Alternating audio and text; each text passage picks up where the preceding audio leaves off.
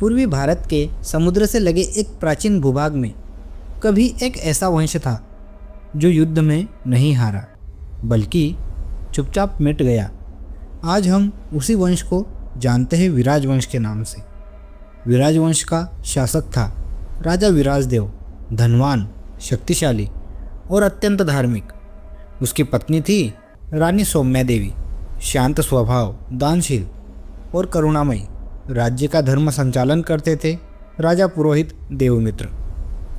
एक दिन राज्य का सबसे बड़ा अनुष्ठान चल रहा था। राजा, रानी, पुरोहित सभी उपस्थित थे। उसी समय महल के द्वार पर एक थका हारा साधु पहुंचा। उसका नाम था साधु अग्निव्रत। अग्निव्रत ने न सम्मान मांगा न आश्चर्य, सिर्फ थोड़ा अन्न। राजा विराजदेव ने उसकी ओर देखा और कहा जाता है कि उन्होंने साधु को अनुष्ठान भंग करने वाला समझा। राजा का आदेश हुआ कि इसे बाहर निकालो। साधु अग्निव्रत रुका, पीछे मुड़ा और बिना किसी क्रोध के बोला, जिस राज्य में भूखे को अपमान मिले वहाँ संतति कभी तृप्त नहीं होती। दरबार में हंसी गूंजी। राजा विराजदेव मुस्कुराए, लेकिन उसी रात राजमहल के भीतर विराज वंश को पहला संकेत मिला। उस रात राजमहल सो नहीं पाया। साधु अग्निव्रत के शब्द हवा में नहीं घुले थे, वे दीवार में बैठ गए थे। राजा विराजदेव स्वयं को धर्म का रक्षक मानते थे। हर पूर्णिमा पर यज्ञ, हर अमावस्या पर दान। लेकिन इन्हीं अनुष्ठानों के बीच राजा के भीतर एक भाव पनपने लगा, अहंकार। और अहंकार धर्म के सबसे पास बैठकर ही जन्म लेता है। आधी रात के बाद राजमहल के अंदर से एक चीख सुनाई दी। वो चीख किसी सैनिक की नहीं थी, न किसी सेवक की। वो चीख थी राजा विराजदेव के सबसे बड़े पुत्र राजकुमार आदित्यवर्धन की। जब द्वार खोला गया तो राजकुमार भूमि पर गिरे हुए थे। देह पर कोई घाव नहीं, जहर का कोई चिन्ह नहीं, और फिर भी प्राण जा चुके थे। राजपुरोहित देवमित्र ने नाड़ी देखी और मौन रह गए। रानी सौम्या देवी ने एक ही वाक्य कहा, ये कोई सामान्य मृत्यु नहीं है। उन्होंने राजा को साधु की बात याद दिलाई, लेकिन राजा विराजदेव इसे संयोग मान बैठे। राजा ने दरबार में घोषणा की, श्राप जैसा कोई वस्तु नहीं होती। उन्होंने कहा, ये दुर्भाग्य है, देव योग है, धर्म पर प्रश्न मत उठाओ। और यही राजा ने दूसरी भूल कर दी। उस दिन महल के मंदिर में दीपक अपने आप बुझ गया। अन्न भंडार में रखा अनाज सड़ने लगा, लेकिन किसी ने इसे संकेत नहीं माना। रात फिर आई और इस बार चीख एक नहीं थी। आधी रात बीती नहीं थी और महल फिर जाग उठा। इस बार चीख थी एक योद्धा की जो मृत पाया गया था, सेनापति रणवीर सिंह। वही रणवीर जिसने साधु अग्निव्रत को अपमानित करते समय राजा का साथ दिया था। रणवीर का शरीर सीधा बैठा था, जैसे कोई उसे देख रहा हो। आंखें खुली, लेकिन उनमें जीवन नहीं था। उनके हाथ में राख जमी हुई थी। राजपुरोहित देवमित्र काँप रहे थे। उन्होंने धीरे से कहा, ये चेतावनी है। उन्होंने साधु की कही बात दोहराई, पहले रक्त, फिर रक्षक और फिर वंश।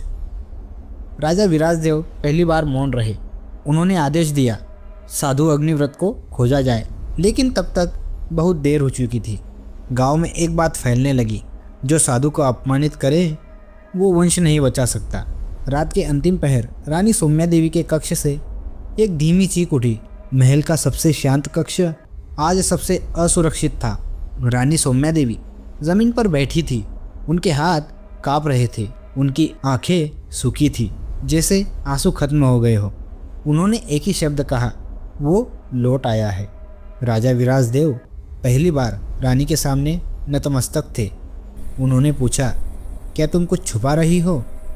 रानी बोली, वो साधु हमेशा साधु नहीं था। अग्निव्रत मेरे पिता के आश्रम में पला था। रानी ने बताया, राज्य विस्तार के समय उस आश्रम को जला दिया गया और आदेश आपका ही था महाराज। राजा विराजदेव के हाथ से तलवार गिर पड़ी। पहली बार वो राजा नहीं, एक अपराधी थे। रानी ने अंतिम बात कही। अग्निव्रत ने मरते समय नहीं, जीते जी श्राप दिया था। हर श्राप की एक शुरुआत होती है और हर शुरुआत में कोई निर्दोष होता है। समय पीछे लौटता है। 40 वर्ष पहले घने जंगल के बीच ऋषि आश्रम था। वही रहता था एक बालक, अग्नि। नाम दिया था उसके गुरु ऋषि सोमदेव ने। अग्नि में क्रोध नहीं था, ज्ञान की प्यास थी। ऋषि सोमदेव कहते थे, ये बालक तप से नहीं, त्याग से बड़ा होगा। उसी वर्ष राजा विराजदेव का आदेश आया कि जंगल हटाओ, आश्रम हटाओ, कारण राज्य का विस्तार। रात को आश्रम जला दिया गया। ऋषि सोमदेव अग्नि के सामने गिर पड़े और बालक सब देखता रहा। उस रात उसने राख उठाई और माथे पर लगाई और कहा, मैं साधु बनूंगा पर क्षमा नहीं दूंगा। अग्नि अब अग्निव्रत था और उसकी तपस्या का लक्ष्य मोक्ष नहीं था। श्राप कभी क्रोध से नहीं चलता, वो नियमों से चलता है, और जो नियम समझ ले वो भाग्य को भी मोड़ सकता है। राजपुरोहित देवमित्र महल के प्राचीन कक्ष में पहुंचे। वहां उन्हें ये ताड़पत्र मिला जिस पर अग्निव्रत का नाम अंकित था।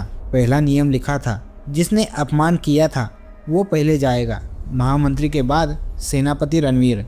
दूसरा नियम, जिसने मौन सहमति दी वो अगला।